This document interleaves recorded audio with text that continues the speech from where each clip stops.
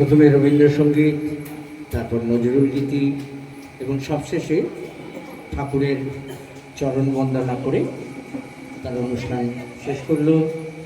ঠাকুর আগামী দিনে তাকে পথ চলার আশীষ দিন, এই প্রার্থনা করে আমরা ডেকে নিচ্ছি ঠাকুরের নাম করার জন্য যারা ইতিমধ্যেই প্রস্তুত হয়ে অনেকক্ষণ অপেক্ষা করছেন, শ্রীমতী রীতা কৌর এবং পার্বতী, আপনারা মঞ্চে আসবেন।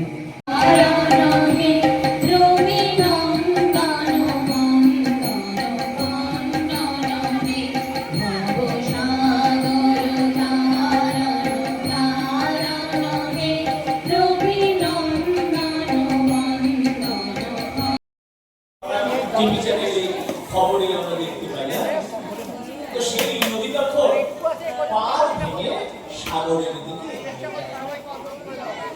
তো যখন নদী নতুন পথ পেয়ে গেল, পুরোনো পথে আর ফিরে যায় না। ওই পুরোনো পথগুলো কি হয়, তার মধ্যে গলি মানে মাটি ভরা হয়ে যায়, মাঝখানে সেখানে জল জমে ওটার বহ বসতি হয়ে যায়,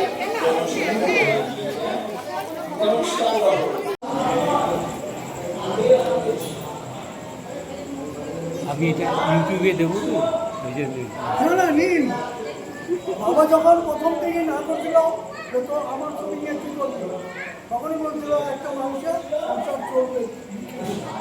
বাবা নিজে দিয়েছে তো হয় ওই জলের মধ্যে পড়ে এবং কালীয় নাগের আহার হয়। কালীয় নাগ এইভাবে বিষের সাম্রাজ্য বিস্তার করেছিল, এইভাবে যে কালীয় নাগ কত নিরীহ ব্রজবাসী, কত গরু বাছুর, কত পশু পাখির যে জীবন নিয়েছে তার ঠিক ঠিকানা নাই। কিন্তু আমার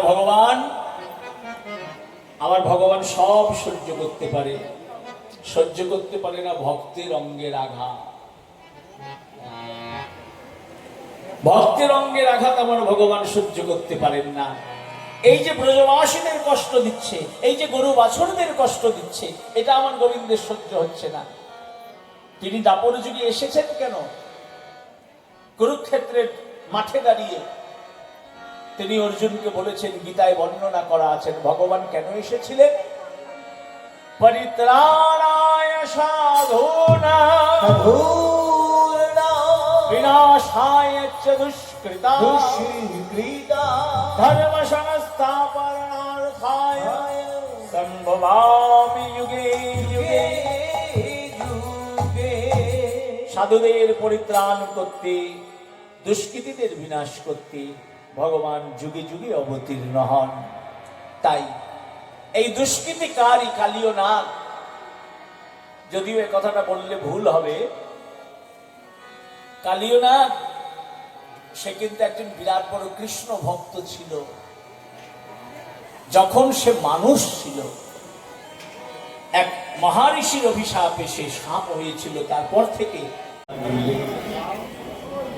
যেখানেই বিপদে পড়বে, দুঃখের দিনে সুখের দিনে রাখতে হবে, এত পিপাসা লেগেছে, টল টল করছে কালীয় নাগের জল। তারা জানে কত বড় বিপদ, তা সত্ত্বেও মনে মনে ভাবছে জল যদি পান না করি এমনি তো মৃত্যু হবে। কালীয় নাগকে তো দেখতে পাচ্ছি না, যাই একটু জল পান করে দেখি।